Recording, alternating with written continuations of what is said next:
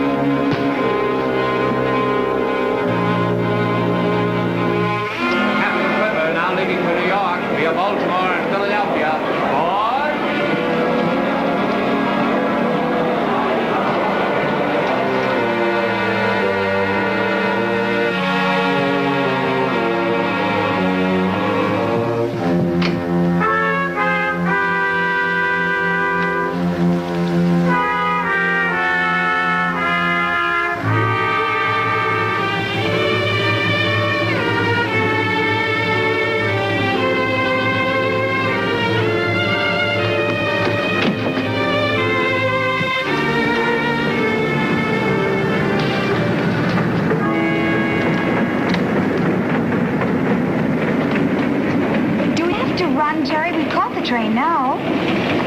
Oh, this is our compartment, isn't it? Number 7? Not quite. This is the right room, but it's the wrong car. You sure this isn't our room? Yes, darling, I'm sure. Look, here are the tickets. See? Wrong car. Now, come on, let's get started. I want to get settled before this trip is over.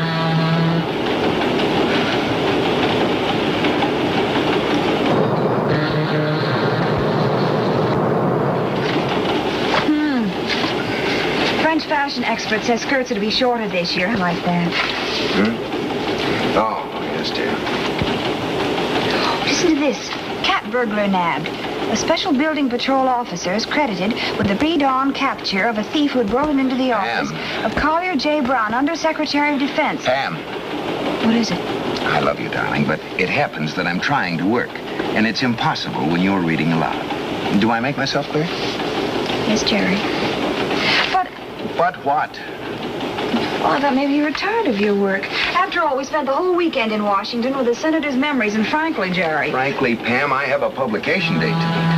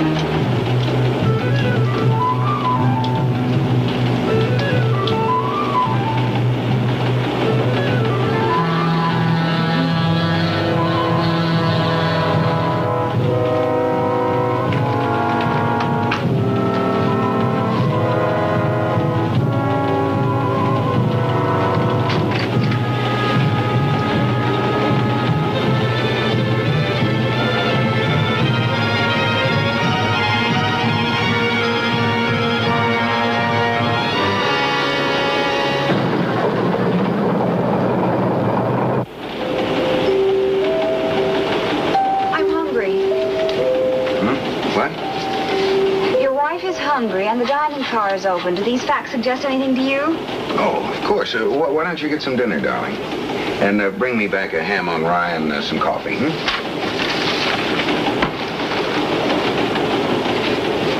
I know you're going to miss me terribly, but...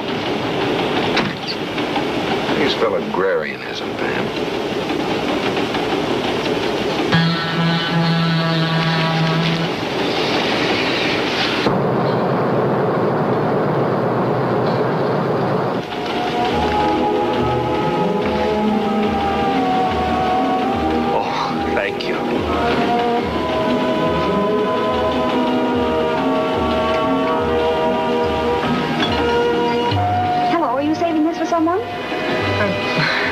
No. Mind if I sit down? I hate eating alone, don't you? Alone? Well, yes and no. Naturally, you're so attractive. I'm sure you don't have that problem. Thanks.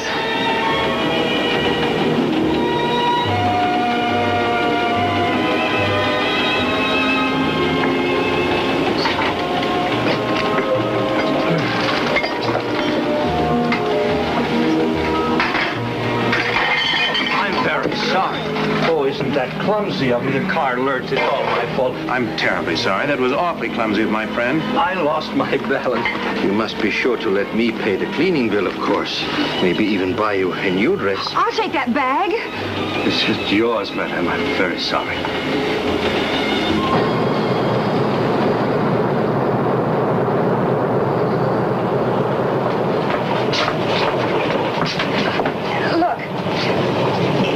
It's none of my business if you like, but you're in some sort of trouble, aren't you? Trouble? Why, no. Well, are men always throwing food into your lap so they'll have an opportunity of going through your handbag? Because that's what that act was about that those two just put on in the dining car. I'm sure you must be mistaken. But it's kind of you to be so concerned about me. Suit yourself. But don't be in a rush to see what it was that he took out of your bag, because I got it away from him before he had a chance to get anything. Thank you. Can I get this door for you?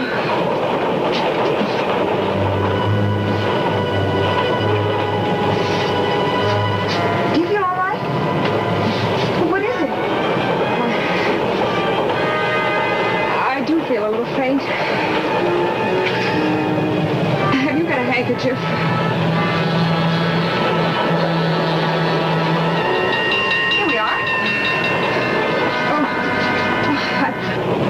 I'm sorry. I suddenly felt weak, but I'll be all right. Of course you will. Anything wrong, ladies? I felt as though I were going to faint, but I'm fine now. Let me help you to your compartment. Thank you.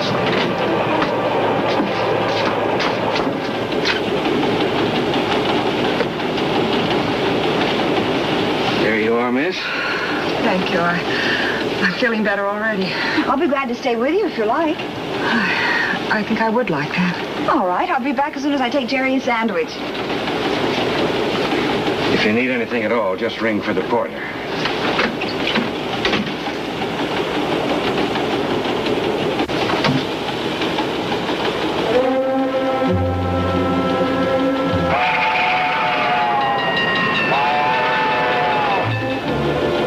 So that's it, Jerry. Now I'm going to go and keep that poor girl company. Well, that is, if you don't mind. Mine? No, not at all. Right now, I'm traveling through outer Mongolia with the senator.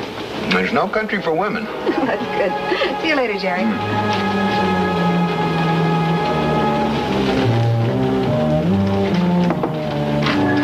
Hello, I'm back. Oh, I'm sorry. I must be in the wrong No, I'm not. What happened to the girl who had this compartment? Girl? Did you have a girl in here? Well, how long have you been in here? Why, since we left Washington. Obviously, you've made a mistake. Are you sure this is the right car? Yes, I'm sure it is, and this is her compartment, too.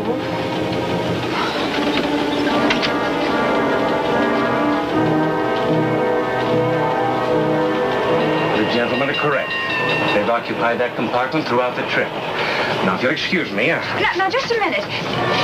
You mean to tell me you don't remember not 10 minutes ago in this very vestibule? I've just been telling you I don't recall any fainting, girl. I don't remember helping you with anyone, sick or well, male or female, into that compartment.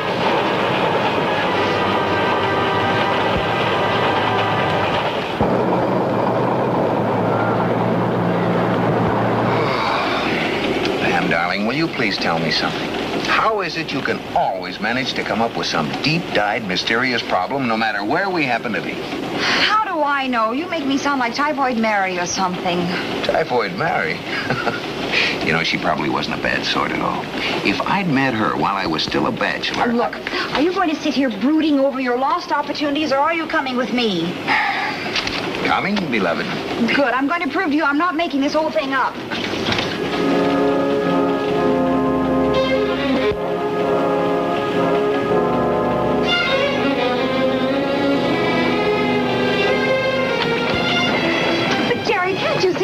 Telling the truth? Someone's... Excuse me? Oh, hello there. Have you found your friend? No, I haven't. Well, would you mind telling me one thing? Certainly, whatever you like. Do you remember seeing me in the dining car? Oh, what a question, of course. I'm a little nearsighted, but such a pretty girl. Thank you. Well, do you remember when you bumped into the waiter and you dropped the tray on the table? I'll remember that. How could I forget my clumsiness? That was unforgivable. Well, then you must remember the girl who was at my table. No, wait. No, there was no woman with you. No, you were entirely alone. Yes?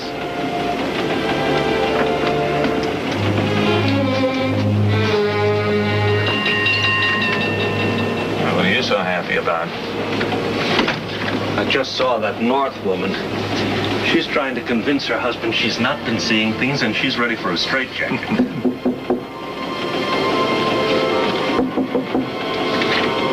Oh, come in. May I speak to you a minute? What's troubling you? That North woman in the next car. Oh, what's the matter? She can make an awful fuss. I've been wondering if it wouldn't be wise to tell her about the girl. No, the Secret Service doesn't operate that way. We've captured a foreign agent on the train tonight, but we're not going to broadcast that fact by telling every featherbrain housewife who's interested. You briefed the waiter, didn't you, what he was to tell her? I just don't want any trouble, that's all. There won't be any trouble. That Secret Service can't handle.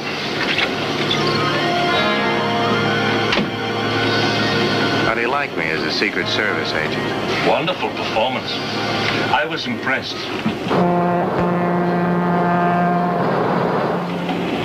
If I saw her when I didn't see her, Now, look, sweetheart, you're all right. There has to be some perfectly logical explanation for that girl's disappearance. Well, what? What could it be? Well, perhaps, it could be that maybe she had you and the conductor take her to the wrong compartment. Why? Well, I don't know why. Let's just say for reasons of her own. And then she tipped the conductor handsomely and asked him to forget the whole thing. That's not bad. Ah. Not bad at all. What about the waiter and the rest of the passengers? Did you tip them handsomely, too? I doubt it. Yeah, but it is possible, isn't it? Yes, but not very probable. At any rate, why would she do it? Well, does it matter why? It all reminds me of something. Can't put my finger on it, but it's something... But I'm reminded of something, too. You are? Yes, I'm reminded that if I don't get my nose back to that grindstone, I'll never meet that publication date. Here, now sit down. Find a crossword puzzle. Maybe you'll have better luck with that.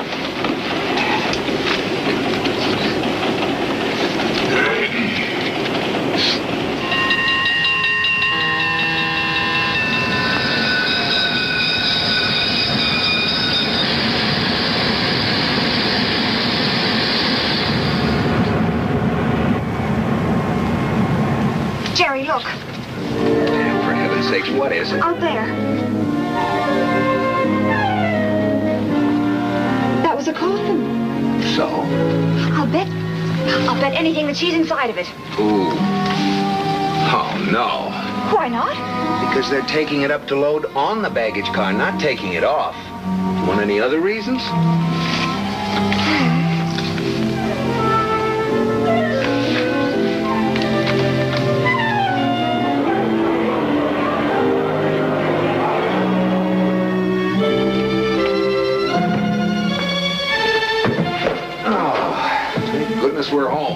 maybe I can get some work done.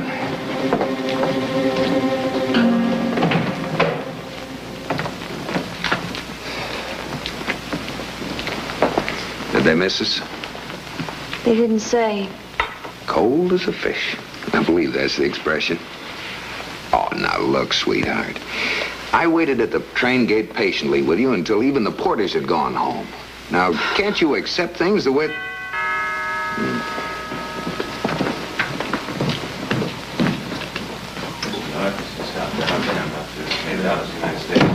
Oh, would you come in? Pam? You remember these gentlemen from the train?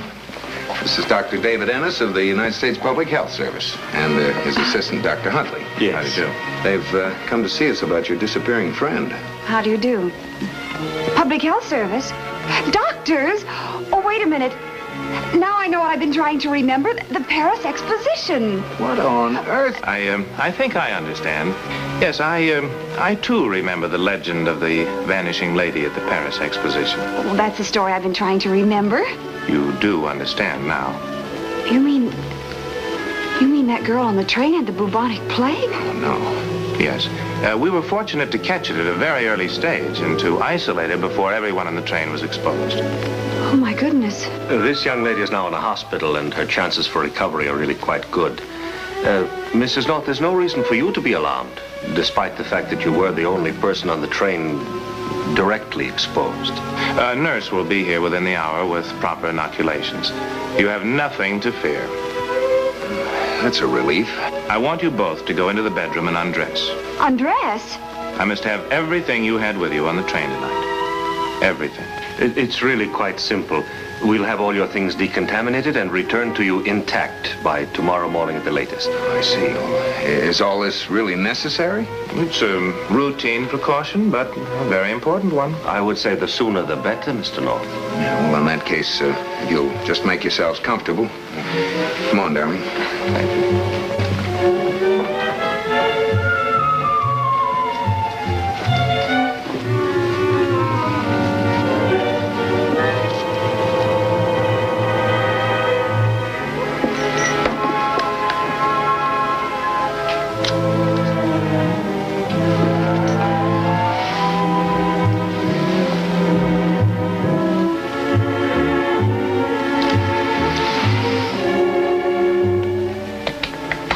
I don't like to hurry Mrs. North, Oh, but... sure.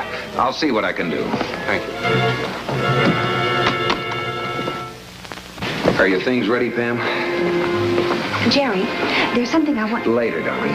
They're waiting, and the sooner they take this stuff, the sooner we'll get it back. But I'm not This sure... is everything, isn't it?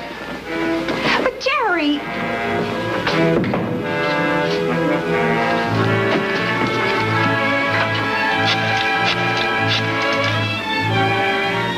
Information? Will you please give me the telephone number of the United States Public Health Service? Now, you will be careful with that manuscript, won't you? We'll get it back to you in tip-top shape, Mr. North. Good night, and thanks for your cooperation. Thank you. Good night. Night.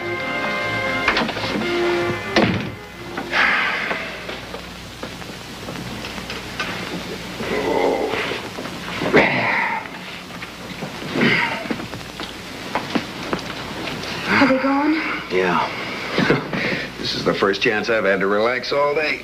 I'm about ready to fall apart. Well, pull yourself together. Those doctors were fakers. I mean, those fakers weren't doctors. What? Oh, what I'm trying to say is they're not from the public health department. I just checked. But who? What? Well, what were they looking for? What did they want? This. I found it in my handbag.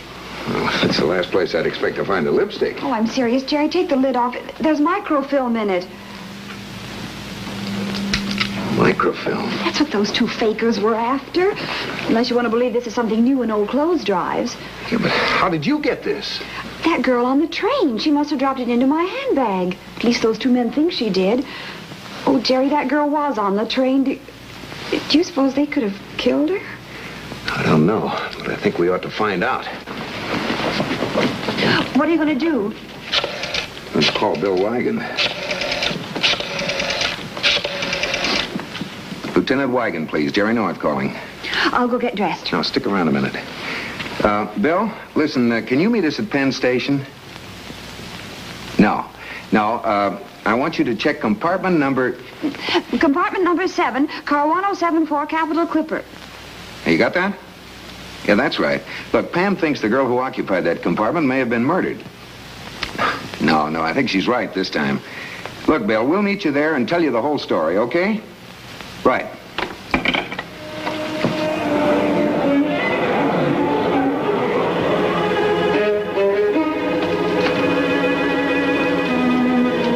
Compartment 7, car 1074, the Capital Clipper.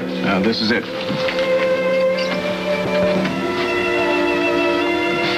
All right, check that.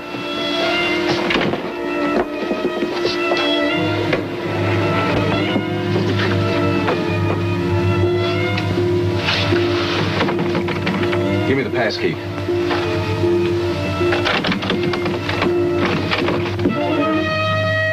Deader than yesterday's newspaper, all right. How Pam North does it, I'll never know. Look, you take over the fort and don't touch anything. I've got to get to the nearest phone.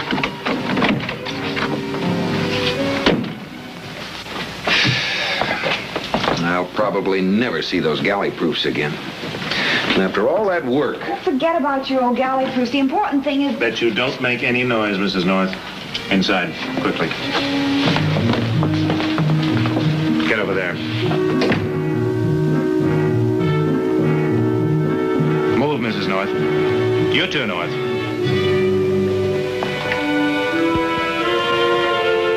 I'll make it brief, Mrs. North. One woman has already died because she wouldn't produce that roll of microfilm we want. You understand? Yes. Good. Then give me the film. I don't have it. You're wasting my time, Mrs. North. We know you were the only person on that train Andrea contacted. You're too foolish to be a spy, and we didn't find the film among your effects. So you must have it. Get over there, away from your husband.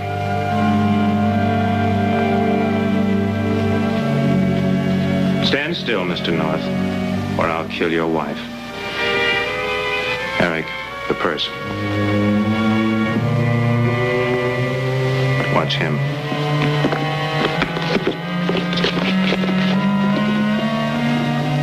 Nothing.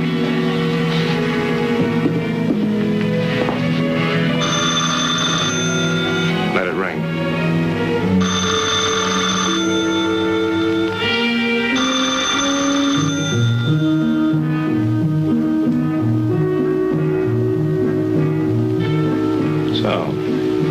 I'm going to persuade you to speak, Mrs. North, and I'm very persuasive. Don't touch her. If you move again, Mr. North, Eric will shoot you. Essentially, I'm not a barbaric man, Mrs. North. But that roll of film means a great deal to my government. So we'll just see what price you and your husband put upon your government secrets.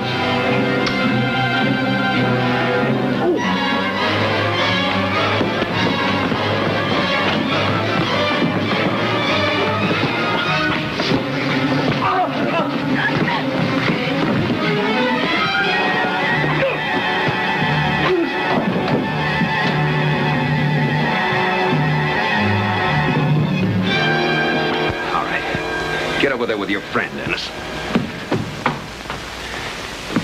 Jerry, you were wonderful. It's nothing, darling. Nothing any red-blooded American boy couldn't do.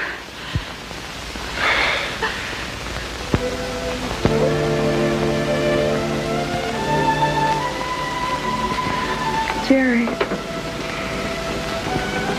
can't we put the senator to bed for tonight?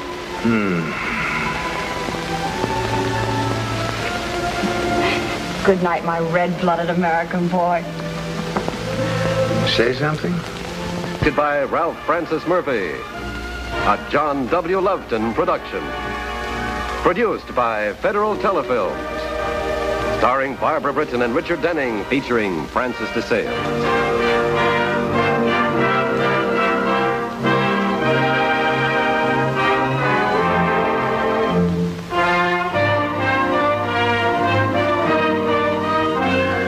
This has been a film presentation.